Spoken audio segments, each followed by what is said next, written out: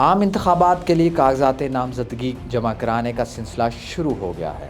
ملک میں عام انتخابات کے اعلان کا شیڈول جاری ہونے کے بعد سیاسی سماجی شخصیات نے RO آفس سے جنرل الیکشن میں حصہ لینے کے لیے کاغذات نامزدگی فارم وصول کر لیے ہیں۔ سابق وزیر داخلہ چودھری نثار علی خان نے NA53 اور NA54 سے کاغذات نامزدگی حاصل کر لیے۔ چودھری نثار کی طرف سے ان کے تجویز کنندہ ملک سعید نواز نے کاغذات نامزدگی حاصل کیے۔ سابق وزیر داخلہ کے کاغذات assistant returning officer Taxila Aftab Ahmed سے وصول کیے۔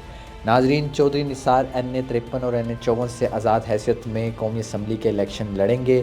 چودھری نثار علی خان کل NA53 میں ایک جلسے سے اپنی الیکشن مہم کا آغاز کریں گے۔ ناظرین، یاد رہے کہ چودھری نثار نواز شریف کے قریبی ساتھیوں میں سے ایک تھے جنہوں نے پارٹی اختلافات کی بنیاد پر نواز شریف سے علیحدگی کا اعلان کیا تھا۔